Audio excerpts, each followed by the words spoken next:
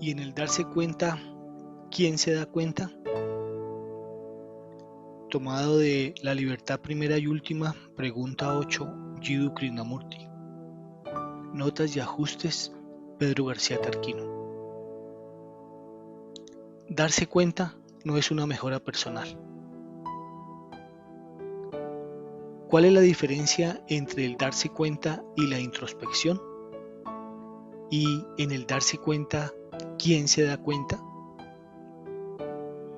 Examinemos primero lo que entendemos por introspección. Por introspección entendemos mirar dentro de uno, examinarse uno mismo. Pero, ¿por qué se examina uno a sí mismo? Con la intención de mejorar, de cambiar, de modificar. Uno se analiza para llegar a hacer algo. De otro modo, no recurriría a la introspección. No se examina a sí mismo si no existiera el deseo de modificar, de cambiar, de convertirse en algo diferente de lo que es. Es evidente que esa es la razón de la introspección. Si estoy enojado y me analizo, me examino a mí mismo, es para liberarme de la ira, para modificarla o cambiarla. Cuando se recurre a la introspección, lo cual implica deseo de modificar o cambiar las respuestas y reacciones del yo, siempre existe un objetivo, una intención a conseguir.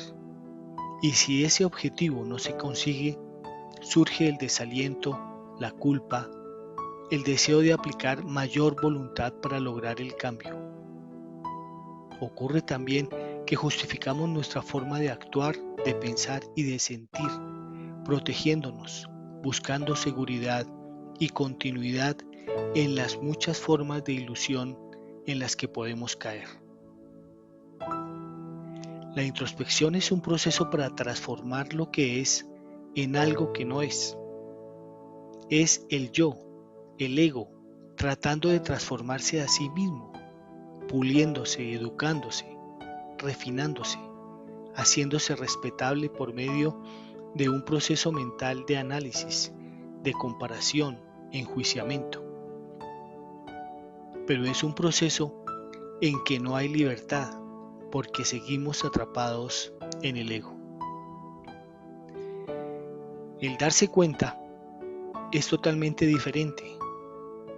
Darse cuenta es observar sin condenar. El darse cuenta trae comprensión, porque no hay condena o identificación, sino observación silenciosa. Si quiero comprender algo, debo observarlo sin criticarlo, sin condenarlo, sin perseguirlo como una forma de placer o evitándolo como algo desagradable. Simplemente debe haber observación silenciosa del hecho y no un objetivo a conseguir. Un darse cuenta de todo a medida que surge. En el momento que condenamos, nos identificamos o justificamos. La observación y la comprensión de lo que observamos termina. La introspección implica mejora personal y por tanto egocentrismo, mientras que el darse cuenta no consiste en una mejora personal, sino todo lo contrario. Es la terminación del sentimiento de yo, de mí, con todas sus idiosincrasias particulares, sus recuerdos, exigencias y luchas. En la introspección hay identificación, aceptación y condena, mientras que en el darse cuenta no hay condena ni aceptación ni identificación. Por consiguiente, no hay mejora personal. Entre ambas cosas hay una gran diferencia. El hombre que busca mejorarse a sí mismo nunca puede darse cuenta, nunca aprende, porque mejorar significa condenar y lograr un objetivo, mientras que el darse cuenta, en la atenta percepción, solo hay observación sin condena, sin rechazo ni aceptación. Ese darse cuenta empieza por las cosas externas. ser consciente de ellas, estar en contacto con los objetos, con la naturaleza. Uno se da cuenta de las cosas que le rodean, es sensible a los objetos, a la naturaleza, después a las personas, lo cual significa relación, y luego un darse cuenta de las ideas. Este darse cuenta, ser sensible a las cosas, a la naturaleza, a la gente, a las ideas, no son actividades separadas, sino un proceso unitario.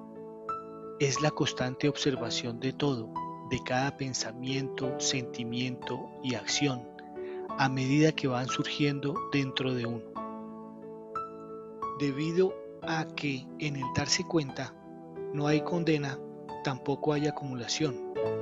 Uno solamente acumula cuando tiene un modelo a seguir y se nos ha enseñado a acumular para aprender, para lograr mejora personal. Darse cuenta es comprender las actividades del ego, del yo, en su relación con las personas, con las ideas y con las cosas. Este darse cuenta es de momento a momento y por consiguiente no puede practicarse. Cuando uno practica algo, eso se convierte en un hábito y el darse cuenta no es un hábito. Una mente rutinaria no es sensible. Una mente que funciona dentro del surco de una acción predeterminada es torpe, inflexible. Sin embargo, darse cuenta demanda constante flexibilidad y atención, lo cual no tiene ninguna dificultad. De hecho, es lo que hacemos cuando estamos realmente interesados en algo, cuando tenemos interés en observar a un hijo, a la esposa, las plantas, los árboles, los pájaros, observar sin condenar, sin identificarse, y por eso, en esa observación hay completa comunión. El observador y lo observado están en completa comunión. En realidad, eso sucede cuando nos interesamos profundamente, seriamente en algo. Así pues, existe una gran diferencia entre darse cuenta y la mejora autoexpansiva de la introspección. El darse cuenta es un proceso en el cual uno se libera de la actividad del yo. Es estar atento a las actividades cotidianas, a los propios pensamientos, a las propias acciones y estar atento a otro, observar a la otra persona. Uno solo puede hacerlo cuando ama a alguien, cuando está seriamente interesado en algo. Si quiero conocerme a mí mismo, todo mi ser, la totalidad de lo que soy, y no solamente una o dos capas, entonces es obvio que no debo condenar. Debo estar abierto a cada pensamiento, a cada sentimiento, a todos los estados de ánimo, a todas las inhibiciones. A medida que el darse cuenta se expande más y más, hay mayor libertad de todos los movimientos ocultos del pensamiento, motivos e intereses. Darse cuenta es libertad, trae libertad, genera libertad, mientras que la introspección fortalece el conflicto y la necesidad de aislarse. Por eso siempre hay frustración y miedo. También tenemos la pregunta, ¿y en el darse cuenta, quién se da cuenta? Si uno tiene una vivencia profunda de cualquier clase, ¿qué sucede? Cuando se tiene una vivencia, ¿nos damos cuenta de que estamos experimentando? Si nos enojamos, en ese mismo instante de enojo, de envidia o de alegría, ¿nos damos cuenta que estamos alegres o enojados? Solo cuando la vivencia termina, surge el experimentador y lo experimentado. Es entonces cuando el experimentador observa lo que ha experimentado, la cosa que ha experimentado y la quiere acumular. Pero en el momento de la vivencia no existe ni lo observado ni el observador, tan solo está la vivencia. La mayoría no vivenciamos, siempre estamos lejos de ese estado. Queremos continuidad y queremos acumular la vivencia. Queremos decir que sabemos, decir lo que hemos experimentado y sentir y pensar que estamos progresando. Por esta razón preguntamos, ¿quién es el observador? ¿Quién es el que se da cuenta? En el momento en que vivenciamos, no existe la persona o ente que está dándose cuenta, ni existe el objeto del cual se está dando cuenta. No existe ni el observador ni lo observado, solo está el estado de vivenciar. La mayoría encontramos extremadamente difícil vivir en un estado de vivencia, porque exige una flexibilidad extraordinaria, una rapidez, un alto grado de sensibilidad, lo cual no es posible si buscamos un resultado. Si queremos triunfar, si tenemos un objetivo a conseguir, si estamos calculando, todo eso genera frustración. Un hombre que no exige nada, que no persigue un objetivo, que no espera nada para sí mismo, que no busca un resultado con todas sus implicaciones. Un hombre así vive en un estado de constante vivencia, de constante atenta percepción. En ese caso, todo está en movimiento, todo tiene un significado, nada es viejo, nada es tenebroso, nada es repetitivo, porque lo que es nunca es viejo. El reto de la vida, el desafío, siempre es nuevo, únicamente la respuesta a ese reto es vieja. Lo viejo crea más y más residuos, que es la memoria. El observador que se separa a sí mismo de lo observado, se separa del desafío, de la vivencia.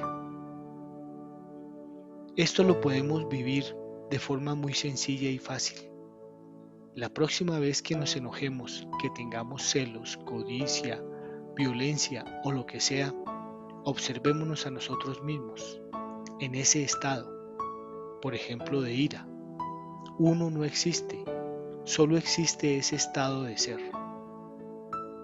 Un segundo, un momento después lo catalogamos, le ponemos nombre, lo llamamos celos, enojo, codicia, y de ese modo crea inmediatamente el observador y lo observado, el experimentador y lo experimentado.